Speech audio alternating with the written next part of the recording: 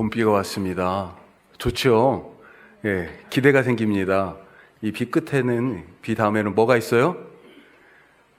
예, 새싹이 뭐가 돋아날 것 같은 느낌이 안 듭니까? 예, 금세 이제 개나리도 필 것 같은 생각이 들고요.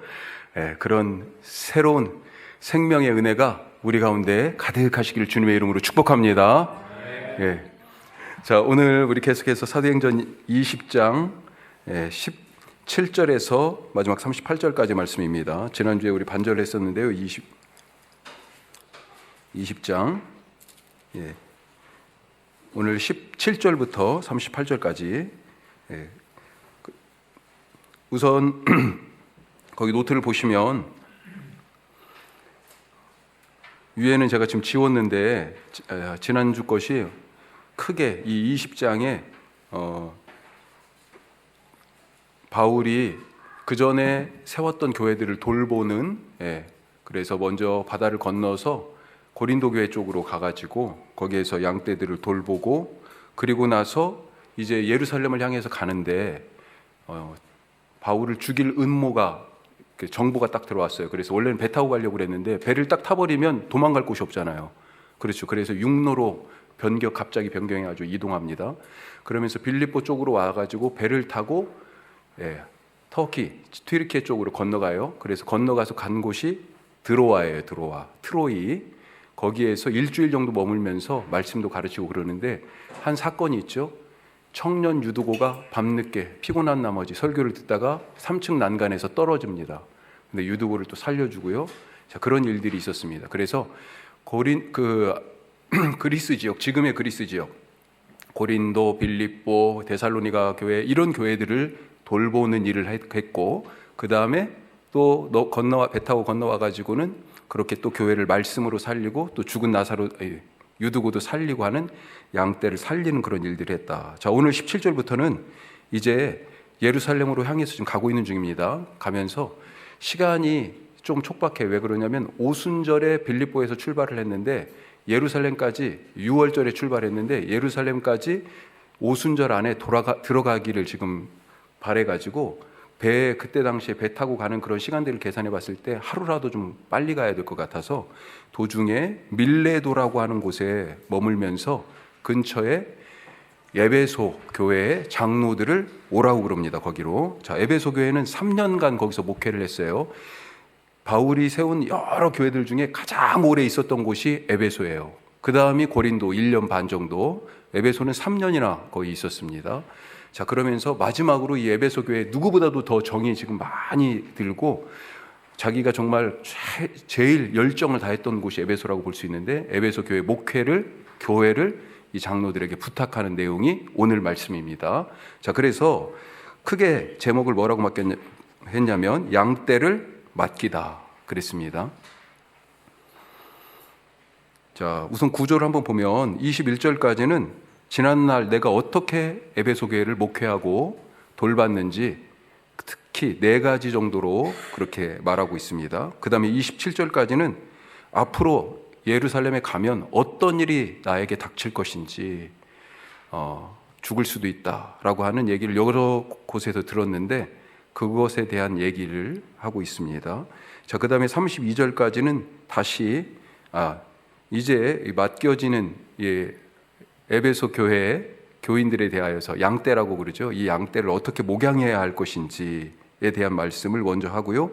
그 다음에 33절에서 35절까지는 목양에 대한 권면을 앞에는 28절에 32절은 목회적인 권면이라고 그런다면 33절부터 35절은 교역자의 생활, 특별히 생활과 목회와의 관계 속에서 얘기하는 부분이 있습니다. 그리고 마지막에는 작별, 서로 부둥켜 안고 울면서 이제 다시 못 볼 것을 알고 헤어지는 그런 슬픈 작별의 장면이 담겨져 있습니다. 자, 이런 큰 구조를 가지고, 그러니까 한마디로 오늘 에베소 교회 장로들과 바울이 만나가지고 마지막 만남을 하는 거예요. 애틋합니다. 그래서 바울도 이 에베소 교회 지도자들에게 어떻게 보면 교회에 대한 유언과 같은 그런 당부를 하는 그런 모습이다. 자, 이런 큰 구조를 가지고 우리 말씀을 한번 읽어 나가도록 하겠습니다. 자, 17절부터 38절까지인데요. 쭉 읽는데 우리 교독하겠습니다. 바울이 밀레도에서 사람을 에베소로 보내어 교회 장로들을 청하니 아시아에 들어온 첫날부터 지금까지 내가 항상 여러분 가운데서 어떻게 행하였는지를 여러분도 알아나니 곧 모든 겸손과 눈물이며 유대인의 관계로 말미암아 당한 시험을 참고 주를 섬긴 것과 유익한 것은 무엇이든지 공부하는 것에서 각 집에서나 거리낌 없이 여러분에게 전하여 가르치고 유대인과 헬라인들에게 하나님께 대한 회개와 우리 주 예수 그리스도께 대한 믿음을 증언한 것이라. 와 이제 나는 성령이며 예루살렘으로 가는데 거기서 무슨 일을 당할지는 알지 못하노라. 오직 성령이 각 성에서 내게 증언하여 결박과 환난이 나를 기다린다 하시나 내가 달려갈 주 예수의 받은 사명 곧 하나님의 은혜의 복음을 증언하는 일을 마치자 하면 나의 생명조차 조금도 귀한 것으로 여기지 아니하노라. 보라, 내가 여러분 중에 왕래하며 하나님의 나라를 전파하였으나 이제는 여러분이 다 내 얼굴을 다시 보지 못할 줄 아노라. 그러므로 오늘 여러분에게 증언하노니와 모든 사람의 피에 대하여 내가 깨끗하니 이는 내가 꺼리지 않고 하나님의 뜻을 다 여러분에게 전하였음이라. 여러분은 자기를 위하여 그 모든 양들을 위하여 상관하라. 성령이 그들 가운데 여러분을 감독자로 삼고 하나님이 자기 피로 사신 교회를 살피게 하셨느니라. 내가 떠난 후에 사나운 이리가 여러분에게 들어와서 그 양떼를 아끼지 아니하며 또한 여러분 중에서도 제자들을 끌어 자기를 따르게 하려고 어그러진 말을 하는 사람들이 일어날 줄을 내가 알아. 그러므로 여러분이 일깨어 내가 3년이나 밤낮 쉬지 않고 눈물로 각 사람을 훈계하던 것을 기억하라. 지금 내가 여러분을 주와 그 은혜의 말씀에 부탁하노니 그 말씀이 여러분을 능히 든든히 세우사 거룩하게 하심을 입은 모든 자 가운데 기억이 있게 하시리라. 내가 아무의 은이나 금이나 의복을 탐하지 아니하였고 여러분이 아는 바와 같이 이 손으로 나와 내 동행들이 쓰는 것을 생각하여 범사에 여러분에게 모본을 보여준 바와 같이 수고하여 약한 사람들을 돕고 또 주 예수께서 친히 말씀하신 바 주는 것이 받는 것보다 복이 있다 하심을 기억하여야 할지니라. 이 말을 한 후 무릎을 꿇고 그 모든 사람들과 함께 기도하니 다 크게 울며 바울의 목을 안고 입을 맞추고 다시 그 얼굴을 보지 못하리라 한 말로 말미암아 더욱 근심하고 배까지 그를 전송하니라. 아멘. 아멘. 자, 내용을 살피면서 교훈과 질문도 같이 한번 해보겠습니다. 자, 회고 어떤 태도를 갖고 있어요? 그동안에 에베소 교회를 향하여서 목회를 되돌아보니까 바울이 내가 어떻게 목회했다 그렇게 얘기합니까? 네 가지로 우리가 얘기할 수 있는데 17절부터 21절 쭉 보시면 어떻게 되어 있습니까? 우선 기본적인 사역의 태도가 겸손과 눈물이다 그렇게 말하고 있습니다. 참 쉽지 않습니다. 네, 저도 여러 곳에서 부목사로 목회를 하고 그랬는데 다양한 분들하고 같이 목회를 했어요. 네, 가장 바울이 지금 먼저 내세우는 덕목이 뭐예요? 목회자로서의 교회 지도자로서의 덕목 겸손이에요. 겸손. 예, 쉽지 않습니다. 쉽지 않아요. 예. 특히 목사라고 하는 자리가 그런 것 같아요. 왜 그러냐면 목사 말 한마디가 권위가 있어야 되고 목사가 교회에서 무슨 말을 하면 그 일이 가능하면 실행되어야 되고 그렇기 때문에 엄청 독단적일 가능성이 많아져요. 예. 성도들은 목회자를 존중해야 되겠지만 목사는 그 존중을 바탕으로 자기의 권위를 세우기보다는 겸손해야 하는데 그런 교역자들이 될 수 있도록 기도해 주시기 바랍니다. 예, 애쓰겠습니다. 예. 또 두 번째는 뭐가 있습니까? 시험을 참고 주를 섬긴 것. 예, 유대인의 관계들이 많았어요. 그런데 그 속에서도 시험을 참고 그것을 그런 시험이 있었는데도 참았어요. 그리고 주님을 섬기듯이 예, 그 어려움들을 돌파해 나갔다. 또 세 번째 뭐가 있습니까? 예, 유익한 것이든지 그렇지 않든지 어떤 거든지, 예, 아니, 유익한 것은 무엇이든지 하여튼 좋다고 그러면 그것이 사람들 앞에서나 또 각 집에서나, 그러니까 좀 사적으로나 아니면 공적으로나 거리낌 없이, 예, 지금 이거 중요한 단어로 지금 제가 보고 있습니다. 거리낌 없이 가르쳤다. 예. 사실 거리낌 없이 가르친다는 게 쉬운 일이 아닙니다. 내가 이 말을 했을 때 저 사람이 저걸 다른 방식으로 받아들이면 혹시 상처를 받으면 어떻게 하지? 그렇죠? 거리낌 없이 사실 말하기가 좀 쉽지 않은데, 자, 뒤에서 이 말씀 다시 다루고요. 네 번째 뭡니까? 유대인이나 헬라인이나, 예, 그 다음에 뒤에 뭐가 나와요? 회개. 그렇죠? 또 한 가지는 믿음을 증언하다. 꼭 그렇게 연결할 것은 아니지만 유대인들에게는 특별히 회개가 좀 더 가깝게, 그 사람들도 물론 믿음 가져야 되니까 믿음 증언도 해당되겠지만, 그리고 이방인들은요 이제 예수 그리스도를 믿는 믿음, 이런 부분들에 대하여 회개를 선포하고 믿음을 증언하는 그런 일에 힘쓰는 그런 목회를 했었다라고 지난 날을 되돌아보고 있습니다. 자, 그러면서 앞으로 어떤 일이 있을 거라고 얘기를 해요. 22절에서 27절, 성령에 매여 예루살렘으로 갈 것이다. 예루살렘으로 가는데 자기 뜻대로 가는 게 아닙니다. 23절 보세요. 뭐라고 돼 있어요? 오직, 22절부터 마찬가지죠. 보라, 내가 이제 나는 성령에 매여, 그렇죠? 성령에 매여 예루살렘으로 가는 거예요. 23절도 오직 성령이 각 성에서 내게 증언하여. 이미 여기가 지금 밀레도라고 하는 곳인데 그동안에 지금 다녔던 곳이 어디예요? 그리스 땅에 있는 아래쪽에 아가야 지역에 고린도, 아테네 이런 데고요. 북쪽으로 마케도니아 지역에 빌립보, 데살로니가, 이런 성들을 지금 지나면서 그때마다 교인들을 통하여서 성령께서 교인들의 입을 통하여서 들려주시는 거예요. 뭘 들려주세요? 예. 앞으로 가면 붙잡힌다, 결박당한다, 체포당하고 죽을 수도 있다라고 알려주시는 거예요.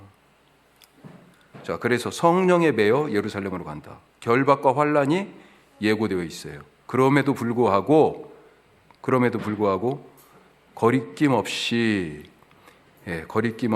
복음을 전하면서 27절 보세요.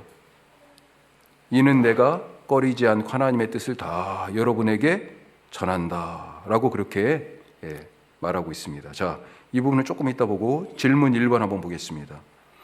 자, 이렇게 지금 예루살렘으로 가고 있어요. 왜 생명의 위협을 무릅쓰고 예루살렘으로 가려고 하는가? 왜 그렇습니까? 왜 그래요? 24절에 답이 나와 있죠. 24절 우리 다 같이 한번 다시 읽어보겠습니다. 내가 달려갈 길과 주 예수께 받은 사명 곧 하나님의 은혜의 복음을 증언하는 일을 마치려 하면은 나의 생명조차 조금도 귀한 것으로 여기지 아니하노라. 가면 체포되고, 가면 묶이고, 가면 감옥에 갇히고, 가면 죽을 수도 있다라고 하는 것을 성도들의 입을 통하여 성령께서 말씀해 주시는데도 불구하고 예루살렘에 가야 되는 이유 무엇이에요? 복음을 증언하는 예수님께 받은 사명 때문에. 은혜의 복음을 증언하는 일, 지금 이렇게 되어 있습니다. 예수님께 받은 사명, 곧 은혜의 복음을 증언하는 일. 은혜의 복음을 증언하는 일이라는 게 뭘까요? 여기서 그러면 사명으로 주신 은혜의 복음을 증언하는 일이 뭐예요? 우리가 쉽게 생각하면 각 도시를 벌써 지금 세 번째 전도 여행을 다니면서 예수가 그리스도라고 증거하고 예수 믿으라고 능력과 권능으로 행하면서 그렇게 전도를 했잖아요. 예, 그거죠. 1차적으로는. 그런데 그것보다 조금 더 큰 의미예요. 더 큰 의미. 우리 이미 지난 시간에 얘기를 했습니다. 말씀을 나눴는데, 자, 바울이 고린도에 원래 에베소에 3년간 있었다고 그랬잖아요. 3년간 있다가 에베소에 있다가 소식을 들었어. 어떤 소식? 바다 건너 고린도에 고린도 교회를 먼저 지금 세우고 왔단 말이에요.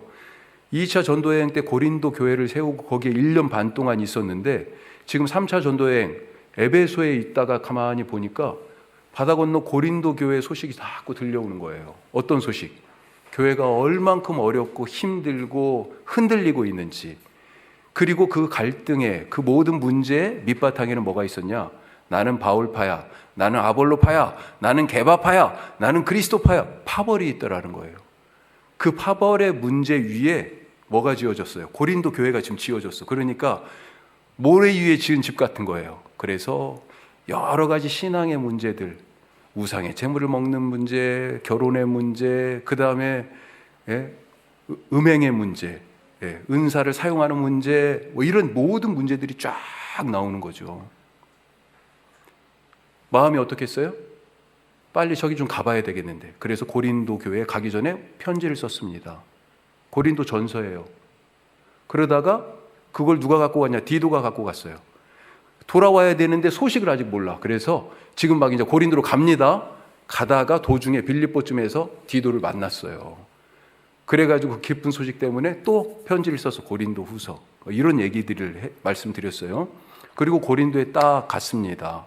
자, 고린도에 가가지고 이제 그런 문제들을 해결하고 한 3달 정도 있다가, 그리고 나서 지금 예루살렘으로 지금 가는 대목을 우리가 읽은 거예요. 자, 근데 고린도에 있으면서 뭘 했냐? 이제 고린도 교회가 이제 어느 정도 안정이 3달 있으면서 안정이 되니까 바울이요, 원래 마음속에 품고 있던 게 뭐예요? 땅 끝에 가서 복음을 전하는 땅끝 선교의 비전을 갖고 있었거든. 그런데 땅 끝이라고 그때 당시에 생각되던 게 어디예요? 스페인, 대서양이 맞닿아 있는. 그럼 거기를 어떻게 가? 아하, 로마 교회를 베이스 캠프 삼아야 되겠구나. 그래가지고 로마 교회에 편지를 씁니다. 그게 로마서예요. 고린도에서 쓴 편지입니다. 로마서를 썼어요. 그 내용이 뭐예요? 로마서 나중에 15장에 보면 내가 지금 예루살렘으로 갔다가 당신들한테 갈 겁니다. 그러면 나를 저 스페인 끝으로 보내주세요. 후원해 주세요. 이런 얘기가 있어요. 원래 바울의 목적은 뭐예요? 어디 가는 거예요? 땅끝, 스페인에 가는 거예요. 그런데 지금 어디로 가고 있어요?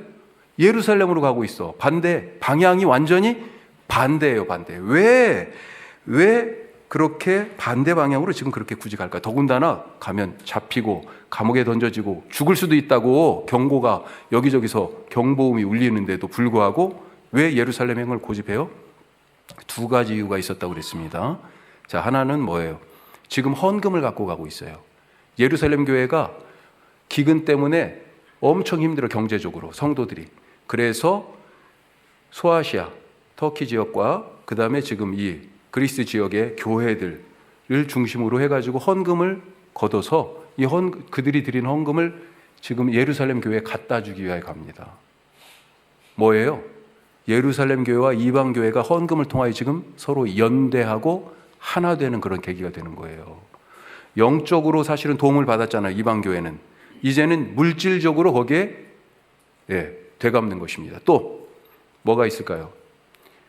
로마서 15장 28절에 나중에 보시면 바울이 혼자 가는 게 아니고 7명의 사람들하고 동행합니다. 그 7명의 사람들은 여기 사도행전 20장 앞쪽에 나와 있어요.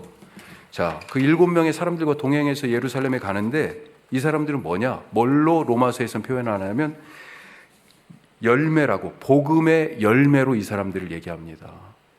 복음의 열매, 이방 땅의 이방인들이 그들에게도 복음이 들어가서 그들이 하나님의 백성이 되었습니다 하고 그 대표 7명을 지금 예루살렘 교회에 소개하는 거예요. 그 열매를 확증하기 위하여 예루살렘에 간다. 그렇게 되어 있습니다.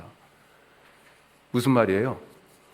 이것이 바로 지금 오늘 24절에서 얘기하는 바울의 사명, 은혜의 복음을 증언하는 일과 깊이 관계되어 있다는 거예요. 단순히 은혜의 복음을 증언하는 일이 예수 안 믿는 사람들한테 가가지고 예수 믿으세요 하고 말씀 전하고 기적과 능력을 행하고 그래서 그들이 예수 믿고 그런 1차적인 의미도 있지만 지금 바울에게는요, 은혜의 복음을 증언하는 일의 중요한 핵심 가치 중에 하나가 뭐예요? 이방인 교회와 예루살렘 교회, 원교회와 브랜치 교회들이 서로 이제는 다른 교회가 아니고 하나의 교회다 라고 하는 것을 헌금 혹은 이방에서 예수 믿은 이 7사람 대표 성도 이들을 통하여서 하나님이 열매 맺게 하신 생명의 열매의 증거로 제시하면서 우리가 복음 안에서 하나의 교회입니다 라고 하는 것을 중요한 자기의 사명으로 지금 생각하고 예루살렘에 목숨까지 걸고 지금 가는 것입니다. 그만큼 교회가 하나다라고 하는 가치가 이렇게 중요하다는 거예요. 아까 고린도 교회 말씀드렸잖아요. 그 교회가 흔들린 이유가 뭐예요? 은사가 충만한 교회였어요. 예배 시간에 여기저기서 방언이 터져 나오고 예언을 해요, 사람들이. 그게 고린도전서 14장 얘기잖아요. 그런데 질서가 하나도 없어. 왜요? 서로 나는 입하고 나는 입하고 나는 입하고 나는 입하고. 교회가 질서가 없어. 영적 은사가 그렇게 충만한데도 불구하고요. 그래서 교회가 지금 막 뒤죽박죽 엉망인 거예요. 하나 되지 못하는 교회의 모습이 이렇게 개교회 한 곳에서도 이런 식으로 보입니다. 근데 온 세계 다른 지역에 세워진 교회들이 각각 나는 이렇게 믿겠어, 나는 이렇게 믿겠어, 그렇게 한다면 어떻게 되겠어요? 복음이 우리까지 지금까지 안 왔을 거예요. 아주 중요한 사명입니다. 언제 어디서든지 하나의 교회, 하나의 복음 지키기 위하여 애쓰실 수 있기를 바라고 축복합니다. 자, 26절에서 27절 말씀 가지고 두 번째 질문. 왜 바울은 모든 사람의 피에 대해서 자기는 깨끗하다 그렇게 말했을까? 자, 어디에 그 말씀이 있어요? 26절. 그렇죠? 그러므로 오늘 여러분에게 증언하거니와 모든 사람의 피에 대하여 내가 깨끗하니. 그 이유가 뭡니까? 27절 같이 해요. 이는 내가 꺼리지 않고 하나님의 뜻을 다 여러분에게 전하였습니다. 자, 꺼리지 않았다. 앞에는 거리낌 없이 이렇게 또 표현되어 있습니다. 주저하지 않았다. 그런 얘기예요. 자, 왜 피에 대하여 나는 깨끗하다 이렇게 얘기했어요? 모든 사람의 피에 대해서. 여기에 모든 사람은 에베소에 있는 사람들이죠. 피는 곧 생명입니다. 에베소에 누군가가 생명을 잃게 되면, 그러니까 구원을 받지 못하게 되면 그것에 대하여서 바울이 나는 책임 없어 지금 그렇게 얘기하는 겁니다. 왜요? 바울은 죄인을 깨우치는 예언자의 책임을 다른 도시보다도 더 열심히, 더 오래 거기에 머물면서 그 책임을 다했기 때문에. 예언자가 죄인들에게 하나님의 뜻을 알리는데 그 소리를 듣고도 그 죄인이 돌이키지 않아서 그러면 뭐 어떻게 돼요? 돌이키지 않으니까 죄의 대가를 치러야 되죠. 그 사람이 자기가 지은 죄에서 회개하지 않아서 그 죄 때문에 받는 형벌, 그 죽음, 그것에 대하여 예언자가 책임이 없다는 얘기입니다. 자, 에스겔 한번 말씀 볼까요? 거기 여기 앞에 화면에도 있습니다. 자, 가령 내가 여호와 하나님이에요. 여호와 하나님이 악인에게 너 죽어. 자, 이렇게 말씀하셨는데 그걸 누가 전해줘야 돼요? 예? 예언자가 전해줘야 되죠. 자, 가령 내가 악인에게 말하기를 너는 꼭 죽으리라 할 때 네가 깨우치지 아니하거나, 네가 누구예요? 예언자예요. 예언자 네가 가서 그걸 전해가지고 깨우쳐줘야 되는데 그렇지 않거나 말로 악인에게 이르지 않아서, 말하지 않아가지고 그 악한 길을 떠나 생명을 구원받지 못하면, 그러면 그 악인은 그 죄 때문에 죄를 회개하지 않았으니까 죽죠. 그렇지만 내가 그 사람의 죽음에 대하여 그 피값을 네 손에서, 누구예요? 예언자의 손에서 찾으리라. 바로 이 말씀을 얘기하고 있는 것입니다. 나는 분명히 당신들 죄에서 돌이켜야 된다, 그것이 죄다라고 거리낌 없이 얘기했다는 겁니다. 내가 이게 말하면 어떻게 해요? 저 사람 상처받지 않을까? 저 사람은 우상의 재물 먹고 지금도 있는데, 저 사람이 지금 두 아내를 데리고 살고 있는데, 둘 다 사랑하는데, 그건 하나님 앞에 범죄하는 것입니다. 이렇게 얘기한다고 그러면 저 사람 우리 에베소 교회 헌금도 많이 내는데, 봉사도 열심히 하는데 내가 그렇게 얘기하면 상처받지 않을까? 그런 걸 고려하지 않았다는 겁니다. 거리낌 없이 얘기했대요. 자, 이 다음 말씀 에스겔 3장 20절 같은 말씀인데요. 네가 깨우치지 않았기 때문에, 자, 이건 뭐냐면 이번에는 의인이에요. 의인인데 의인으로 잘 살다가 이제 악을 행하기 시작했어. 그러면 옛날 의인으로 행한 그것이 다 소용없다는 겁니다. 그게 가가지고 그 죄를 깨우쳐야 되는데, 그렇지 않다면 그 사람은 그 죄 때문에 죽겠고, 너도 그의 죄에 대하여서 네가 무관심했기 때문에 그 피에 대한 값을 네 손에서 찾으리라. 지금 그렇게 말씀하고 있어요. 말씀을 전하는데 생각해 보니까 여러 방식이 있는 것 같아요. 그냥 제가 나름대로 생각해 본 거예요. 부드러운 설교가 있습니다. 부드러운 설교. 위로하고 감싸주고 이해하고 받아주는. 예수님도 가늠하다 현장에서 잡힌 여인이 불려왔을 때, 사람들이 정죄의 돌을 들고 있을 때 예수님이 뭐라고 그러셨어요? 마지막에 결국은 다 도망가고 이 여인과 딱 둘이 남았을 때, 나도 너를 정죄하지 아니하노니 다시는 가서 죄를 짓지 말라. 죄가 없는 게 아니잖아요. 죄가 있는데도 정죄하지 않겠대요, 예수님이. 얼마나 위로가 될까요? 내가 죄인인데, 내가 분명하게 명백하게 그 죄를 짓다가 현장에서 붙잡혔는데 부인할 수도 없어요. 그런데 정죄하지 않는다고 해요. 그 위로하고 용납하고 감싸주고 용서하시는 부드러운 그런 말이 있어요. 또 논쟁적이면서 설득하고 그렇게 깨우치는 그런 설교도 있습니다. 니고데모나 사마리아 사람, 요즘 우리 주일날 이 말 니고데모 사마리아 사람 다 설교를 들었는데, 이런 사람들과의 만남 속에서 예수님이 그러시잖아요. 때로는 약간 논쟁적으로 얘기하시면서도 그들을 새로운 눈을 뜨게 하시죠. 새로운 길로 인도하셔, 깨우쳐요. 조금 더 치열하게 논쟁할 때는, 예를 들면 뭐 바리새인들과 논쟁할 때, 사두개인들과 논쟁할 때 조금 더 치열한 논쟁도 있지만, 하여튼 이런 설교도 있습니다. 또 선포하는 설교와 가르치는 설교가 있다. 갈릴리에서 처음에 공생애를 시작하실 때 예수님이 뭐라고 그랬어요? 회개하라, 때가 찼고 하나님의 나라가 가까웠으니 회개하라 그랬어요. 선포했죠. 산상보훈은 또 어떻습니까? 대화체가 아니에요. 대화한 게 아닙니다. 예수님이 강의하신 것 같아요. 그렇죠?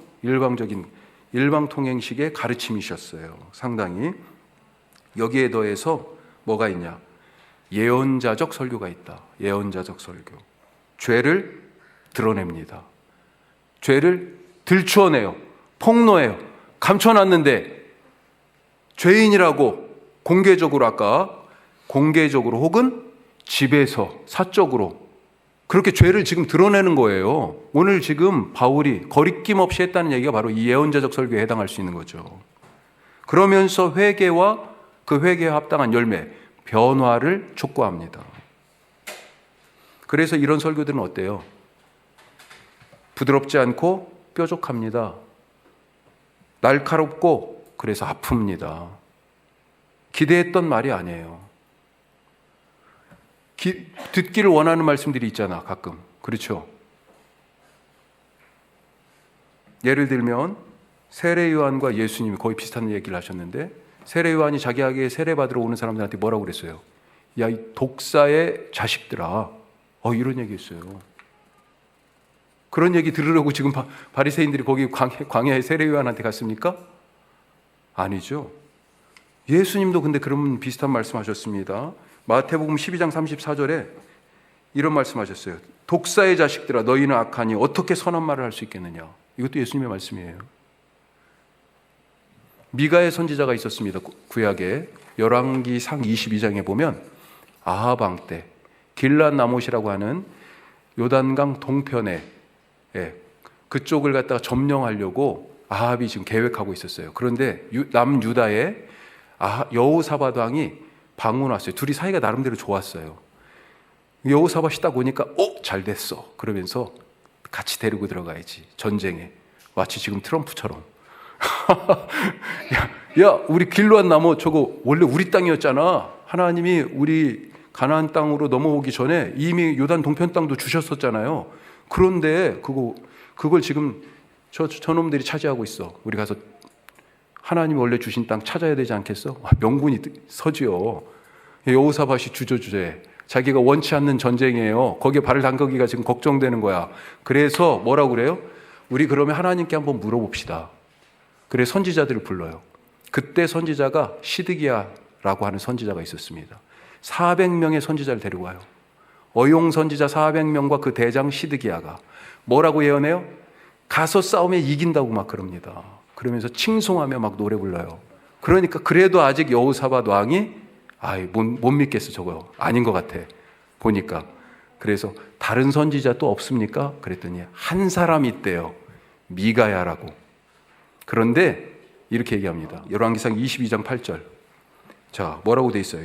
이스라엘의 왕이 여호사밧 왕에게 이르되 아직도 이물라의 아들 미가야 한 사람이 있으니, 한 사람이 있다고 그러죠.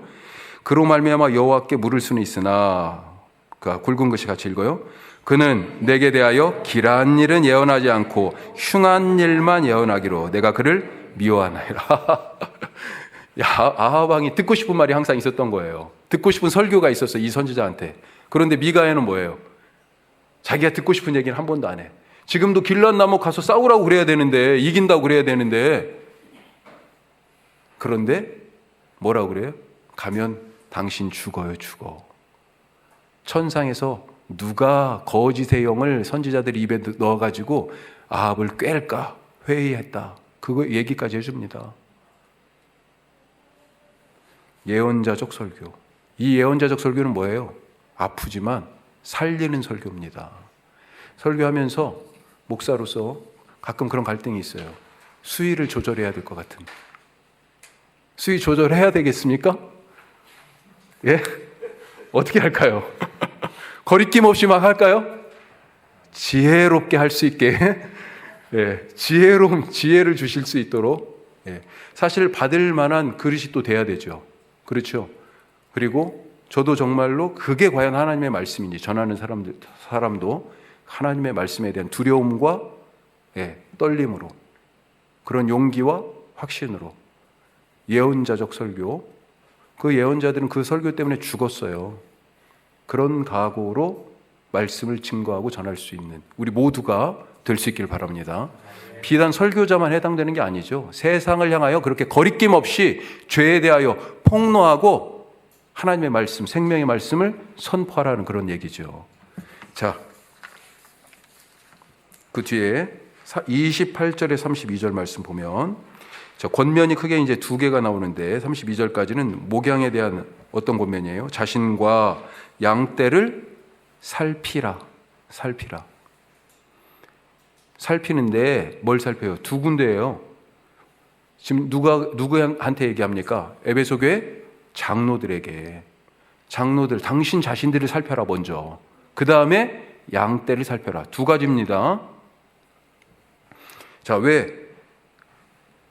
당신들이 성령이 당신들을 감독자로 삼고 그랬습니다. 자, 이건 뭐예요? 권위예요. 직분에 대한 권위를 누가 주신 거예요? 성령님이. 또 성령님이 앞에 하나님이라고 돼 있죠. 하나님이 자기 피로 사신 교회를 보살피게 하셨다. 이건 뭐예요? 책임이에요. 권리와 의무, 이렇게도 표현할 수 있겠죠. 책임과 권위도 주셨지만 그에 걸맞는 책임이 따라야 된다는 겁니다. 책임이 있어요. 자, 그 뒤에 말씀 보면 이 양떼들을 이제 잘 살펴야 되는데, 왜 양떼들을 살펴야 되냐? 위험이 있어요. 어떤 위험? 외부적인 위험. 사나운 이리의 침투라고 표현되어 있습니다. 사나운 이리의 침투. 이단들이 바깥에서 오죠. 또 한 가지 내부적 위험이 있어요. 뭐예요? 안에서부터 성도들을 어그러진 말로 자기 패거리를 만드는 그런 안에서의 교회를 분열시키는 사람들이 있다는 겁니다. 아까 고린도 교회처럼. 둘 다 조심해야 된다. 그들로부터 양떼를 살피고 지켜야 돼요. 예. 그리고 그러기 위하여서는 당신들 자신을, 예, 이 장로의 직분을, 이 교회를 갖다가 목향할 이 책임을 하나님이, 성령께서 우리에게 주셨구나 하면서 자기를 잘 살펴야 된다. 그렇게 얘기하고 있습니다. 자, 33절부터 두 번째 목양에 대한 권면. 생활과 경제 문제에서 모범이 되라. 예. 그것을 요약하면 주는 것이 받는 것보다 복되다. 자, 이렇게 말하고 있습니다. 자, 이걸 가지고 우리 세 번째 질문 한번 해보겠습니다. 자, 바울이 에베소에서 경제적인 부분에서 대해서 어떤 태도를 가졌습니까? 우리는 이거를 보통 뭐라고, 어떤 목회라고 얘기합니까? 무슨 선교 또 이렇게 표현하는데, 자비량. 스스로 자자, 준비 혹은 비용의 비자예요. 한자가 두 개 다 쓰이는데, 량자는 식량할 때 량자예요. 먹을 것을 자기 스스로 준비하는 것, 충당하는 것. 자, 이것을 지금 요즘에는 사실은 목사, 목회자의 이중직이라는 표현으로 논의하고 있습니다. 우리가 기본적으로 헌법적으로는 목사는 목사로서의 직무 말고 다른 직업을 갖지 않는 걸로 돼 있어요. 사실은 바울의 지금 이런 태도하고는 우리 교회 헌법하고는 조금 반대된 거죠. 그런데 요 근래 들어가지고 우리 교단 같은 경우는 2014년부터 목사가 이중직, 또 다른 직업을 갖는 것에 대하여 본격적으로 논의하기 시작했습니다. 왜 그러냐면 몇 가지 이유가 있어요. 첫째는 현실적인 필요가 있어. 교인 수가 감소해요. 그래서 미자립 교회들이 막 더 생겨나고 경제적으로 어려워요. 솔직하게 얘기해서 교회 헌금으로 목회자들의 생활을 보조하기 어려워. 그래서 생계를 위해서 일하게 되는 목회자들이 자연스럽게 생기고 증가하게 되었다. 제가 아는 경우도요, 대리기사도 있고 우리 목사님들 중에 건설 현장에 가시는 분들, 우리 시찰에도 있습니다. 보험 하시기도 하고. 작년에 저한테 와가지고 하소연을 했어. 부동산도 하세요. 지금 여기가 이게 지금 대리기사 빼놓고 나머지 셋은 지금 우리 원주 시찰 안에 목사님들 중에 하고 있는 직업 중에 있어요. 또 선교적인 차원에서 이 직업을 갖는다라고 하는 것이 단순한 생활비 때문, 그것을 넘어서 일터가 사실은 우리가 하나님 우리를 보내신 선교의 자리잖아요. 선교적 사명을 구체화하는 선교적 목회. 근데 이건 조금 너무 귀걸이 코걸이 같은 그런 느낌이 약간 있어요. 틀린 말은 아닌데, 또 한 가지는 총회 조사를 해보니까 2021년 조사에서 우리 교단의 목사 장로의 78.5%가 이중직에 찬성을 한다. 이미 그렇게 돼 있습니다. 그래서 교단 내 이제 목사님들도 헌법 법으로, 교회 법으로 다른 직업을 갖지 못하는 걸로 이렇게 묶어놓지 말고 긍정적으로 좀 많이 검토하고 가질 수 있도록 허용하는 방향으로 가면 좋겠다. 이런 의견, 그런 공감대가 거의 마련됐어요. 그래가지고 2022년 9월달 제 107회 총회에서 일부 허용이 결의가 됐습니다. 그래서 미자립교회, 좀 정확하게 표현하면 자립대상 교회에 한해서 이중직 목회를 허락한다. 그리고 이중직이라는 용어 대신 자비량 목회라고 하는 용어를 같이 사용해요. 자, 그래서 미자립 교회 목회자나 노회가 허락한 전도 목사에 한해서 이 이중직 자비량 목회를 사실상 허용했다 하는 겁니다. 이게 우리 교단 지금 요즘 모습이에요. 자, 우리 목회 데이터 연구소라고 유명한 지금 한국교회 잘 돕는 연구소가 있습니다. 계속해서 여론조사하면서 성도들 아니면 비신자들 해가지고 한국교회에 아주 좋은 자료들을 제공해줘요. 자, 그런데 거기에서 2023년 9월 달에 조사한 게 교인 50명 이하 교회 담임 목사 3명 중에 1명이 이중직을 현재 하고 있다. 그런데 이것보다 더 많이 하고 있는 것 같은 생각이 들어요. 지금은. 자, 그렇다라고 하는 것입니다. 자, 그러면 이거는 지금 현재적인 교회의 모습을 제가 지금 잠깐 말씀드린 거고, 자, 그러면 바울은 하여튼 텐트 메이킹이라고 얘기하죠. 텐트 만드는 일을 자기 직업으로 갖고 그것을 통하여서 생계 또 선교 경비로 혼자 한 게 아니고 또 팀을 이루어서 했었잖아요. 아까 7명 같이 따라다니고 있었다고 그랬잖아요. 다른 우리라고 얘기할 수 있는 누가도 지금 이 사도행전을 쓰는 사람이 누가고, 바울과 실라가 또 한참 같이 다녔고, 디모데도 있었고, 뭐 이런 일행들이 있어요. 같이 먹고 자고 생활하고 복음 전하고 하는 그런 경비들을 자기가 일해서 벌어서 충당을 하는 경우들이 많이 있었는데, 그것이 지금 현재 이 21세기 대한민국 교회 목회에서도 어느 정도 유용하냐, 어떻게 생각하십니까? 한 번도 이런 얘기를 우리 같이 한 번도 안 해본 것 같은데 어떻게 생각하세요? 나중에 한번 이 부분에 대해서 잘 한번 더 얘기할 수 있는 그런 기회가 있었으면 좋겠어요. 예. 그리고 제가 이중직에 대하여 좀 신중하자라고 하는 입장, 전 총회장이 쓰신 글이 있더라고요. 나중에 한번 링크 한번 해드리고요. 어떤 건 공감도 되지만 어떤 것은 또 그렇지 않은. 그런데 제가 정리를 해보니까 두 가지로 얘기할 수 있겠더라고요. 하나는 목회 전념을 안 할까. 그 일에 왜 그냥 먹고 사는 일에 이제 더 신경이 쓰인 거죠. 그게 하나의 직업이니까 그것도 적당히 할 수가 없는 거잖아요. 그런 염려를 하나 하시는 것 같고, 제가 쭉 읽어보니까, 내용을 정리해보니까 또 한 가지는 이것을 악용할까. 교회가 우리 교회 지금 약간 재정적으로 형편이 어려운데요. 그래, 풀타임으로 사역하던 전임 교역자를 파트타임으로 돌려버리는 거예요. 그러면 그분은 어떻게 해요? 갑자기 뭔가 직업을 또 가져야 돼, 살려면. 그렇죠? 그걸 악용하는 경우들이 있지 않을까. 그런 또 심지어는 이런 일도 있습니다. 청빙을 하는데, 담임 목회자를 청빙하는데, 사택은 당신이 알아서 마련해 오세요. 그게 있어요. 그런 교회들이. 왜 우리 교회는 형편이 안 되는데 담임 목회자는 모셔야 되겠고. 그러니까 여기에 이 도시에 전세 비용이 얼마다. 그거 알아서 하시라고.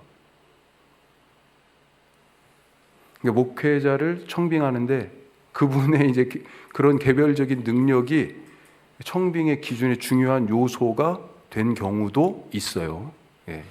실제 있었던 예입니다. 그런 형편이 되고 있어요. 다만 제가 거기에 지금 말씀 두 가지를 써드렸는데, 누가복음 10장 7절, 이건 예수님이 70인의 제자를 파송하셨을 때 얘기입니다. 자, 전도하러 이제 갔어요. 그 집에 유하며 주는 것을 먹고 마시라. 일꾼이 그 삭슬 받는 것이 마땅하니라. 이 예수님의 말씀입니다. 그래서 복음을 전하는 자는 그 복음으로 인하여 산다라고 하는 그런 얘기. 자, 그것을 디모데전서 5장 18절, 이건 바울이 한 얘기죠. 디모데에게 뭐라고 되어 있어요? 같이 읽어봅시다. 성경에 일렀으되 곡식을 밟아 떠는 소의 입에 망을 씌우지 말라 하였고, 또 일꾼이 그 삭슬 받는 것은 마땅하다 하였느니라. 아멘. 바울이 자기는 자비랑 선교했지만 디모데에게는요, 너 삭슬 받는 게 맞아. 생활비를 교회에서 책임져 줘야지. 이렇게 지금 얘기하고 있는 거예요. 그렇죠? 이런 점에서 이렇게 얘기하고 싶습니다. 목사가 검소하고 그러니까 사치하고 탐욕스럽게 살아서는 안 되겠지만, 그러니까 청빈이라고 얘기하죠. 청빈은 강요된 청빈이 아니라 자발적인 청빈이어야 한다. 강요된 청빈이 아니라 자발적인 청빈이어야 한다. 자, 나중에 또 우리가 기회 되면 더 깊이 한번 얘기를 나눠볼 수 있도록 하면 좋겠습니다. 자, 오늘은 이 정도로 우리 마치도록 하겠습니다. 분량이 다른 때보다 제가 더 적었는데 감사합니다. 자, 우리 크게 세 가지 말씀을 나눴어요. 바울이 중요하게 생각했던 것, 왜 목숨을 무릅쓰고 예루살렘까지 가려고 했는가. 그것은 하나의 교회라고 하는 바울에게 있어서 생판 예수를 모르는 사람들에게 전도하는 일만큼 중요했던 것이 교회는 하나다라고 하는 가치였다라고 하는 것. 우리도 하나의 교회로서 이 중요한 복음의 가치를 잘 지켜나가는 교회 되게 하옵소서 기도하시고, 거리낌 없이 가르치고 선포했어요. 말씀을 증거하고 말씀대로 살다가 탁 막히는 곳 있지 않아요? 뭐가 막혀요? 다른 사람들의 눈치를 보게 돼. 아니, 내 스스로 내 안에서 검열할 때가 있어요. 그래가지고 이 말씀을 전해야 되는데 이대로 내가 행하고 살아야 되는데 스스로 위축되고 움츠러드는. 그렇지만 오늘 바울은 나는 죄에 대하여 그 사람들의 죄에 대하여 책임이 없다라고 말할 정도로 거리낌 없이 예언자의 마음으로 그렇게 복음을 전하고 선포했습니다. 주님, 우리도 살아갈 때 그런 자들 되게 하여 주시옵소서 기도하시고, 우리 교회가 하나님이 원하시는 정말로 더 좋은 목회자와 성도들의 그런 관계들이 잘 만들어지는 그런 교회 되게 하여 주시옵소서. 우리 기도하실 수 있길 바랍니다. 우리 다 같이 잠깐 기도하겠습니다.